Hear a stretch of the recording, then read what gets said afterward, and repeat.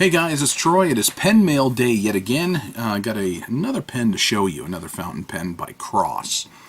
Cross pens, the AT Cross company. I've got several. I've got 3 of them besides this one, and I'll show you those here momentarily just to give you a brief comparison.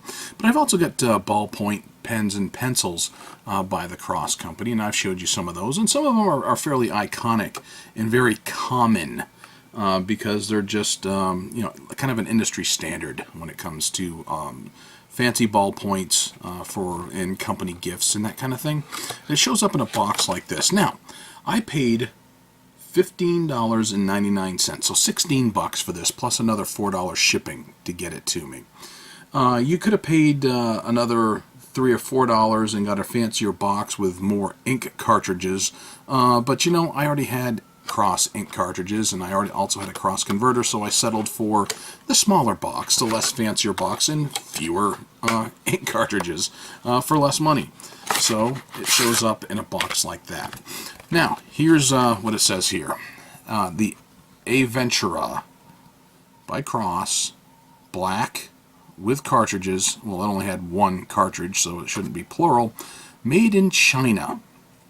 Designed in USA, but made in China.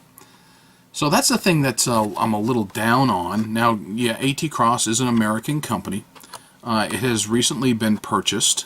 And AT Cross, some time ago, I think in 2014 or so, purchased Sheaffer.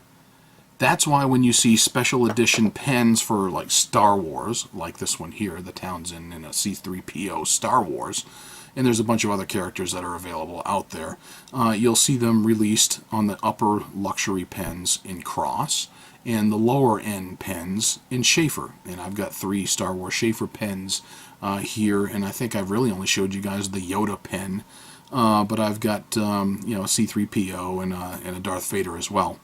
But Cross is one of the earliest fountain pens I got. I got the Cross Bailey, which was this one, and this was a nothing special pen. That was, I think less than $30 or so, and it was it's okay, it's got a standard nib to it, and it's all metal.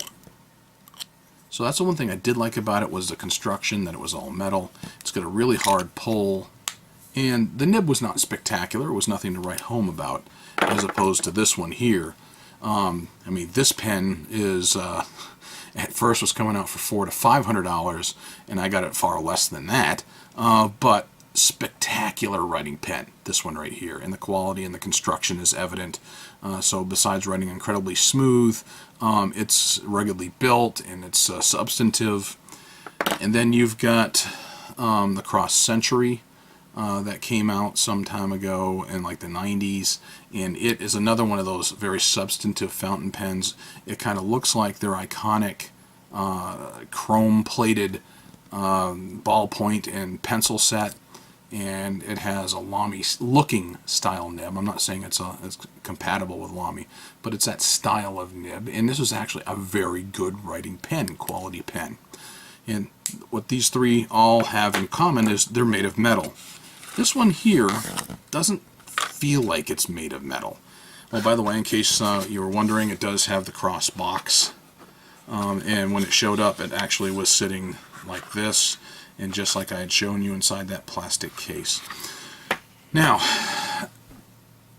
made in China.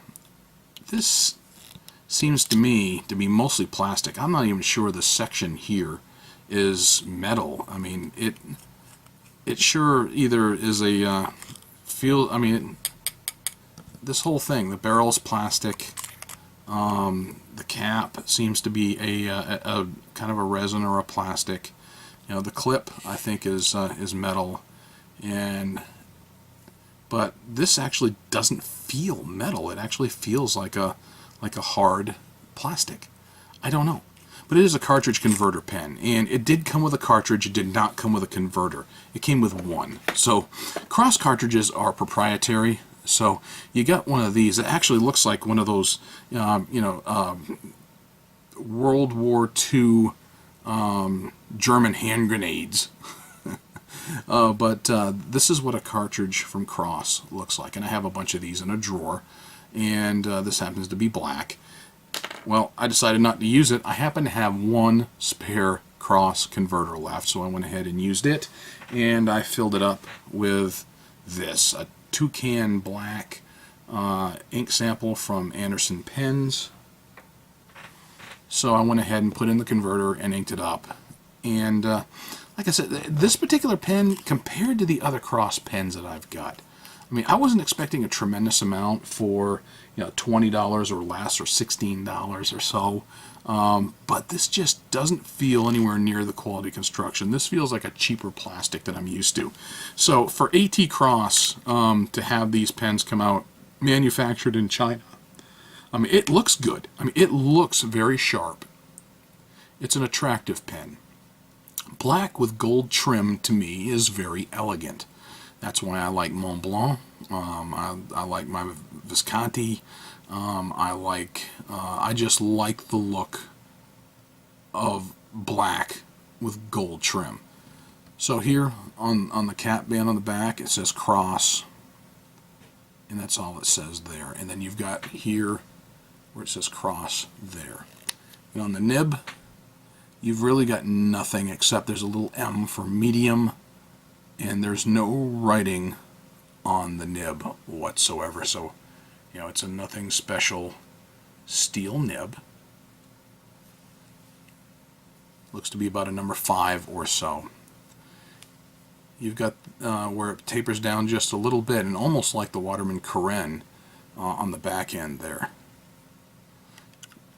It posts, but you got to work at it to post it securely. It's fairly well balanced. It's a lightweight pen. It's not tremendously back-weighted because of that cap being on there, because it is a lightweight pen. And like I said, it feels almost like plastic here in the section, even though it may actually be metal, but it doesn't feel like anything substantive. But like I said, it was a $16 pen, and then plus shipping. So I figured, all right, I'll give it a try because I'm familiar with the Cross name and the quality that I always get with Cross products. So, you know, if you like smooth sections, you're in luck. If you don't like smooth sections, then you're not going to like this. It's easy and comfortable to grip, though. It's not too slender, but it is just a little bit slippery.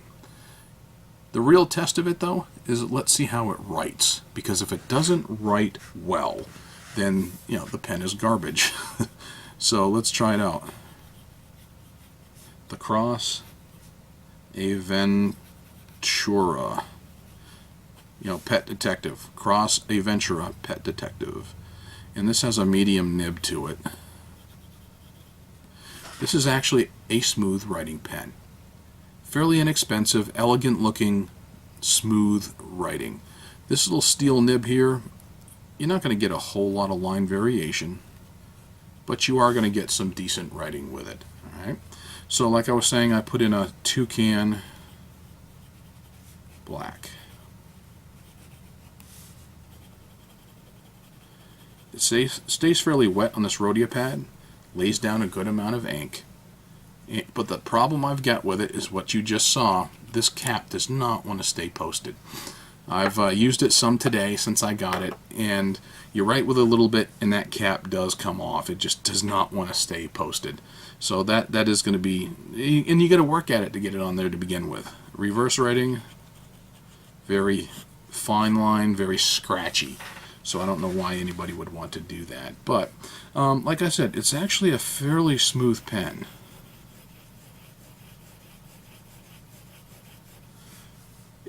I mean, the construction of the pen is nothing tremendous or worth writing home about, but I can't argue with how it performs. I'm not happy with the construction materials. It could be constructed better, feel a little bit better quality because it has the Cross name on it, but I realize this is a lower end Cross. You know, when you've got a $16 pen versus you know, something that was retailing full retail almost $500, you expect a whole lot more out of this. And by the way, you won't be disappointed if you found a Townsend across Townsend are excellent writing pens. Very reliable. Wrote first time every time until I ran out of ink. So actually I still have to clean this one. I have it in my to clean bin. These other two, the Bailey and the Century, both have been cleaned out. And that, speaking of another Century, as of right now, with 1 day left to go on bidding, I am actually the highest bidder, and will on another Century that has a two-tone, and we'll see how well I do on that. But this Aventura here, if you're looking for a low-cost option, decent quality by a decent name as far in terms of how it writes, I won't say decent quality in terms of construction. It doesn't feel like I'm going to break this particular pen when I pick it up, but it's definitely different and not the usual Cross standards that I'm used to touching. But I understand too, it's also their lower end pen, but it has an elegant look and it performs well for the price. So about that I can't argue. I'm sad to see that they're making a lot of stuff in China now rather than an American company being able, American pen company, making their own pens anymore. But it is what it is, you know. So for the price, was it worth it? For the $16? Yeah, actually, as far as how it writes and its performance and the name behind it, not bad. But like I said, a little disappointed in the construction of it, but I understand it's also a $16 pen. So just something like that you might want to consider adding to your collection if you're looking for a low cost, yet elegant looking and solid performing pen.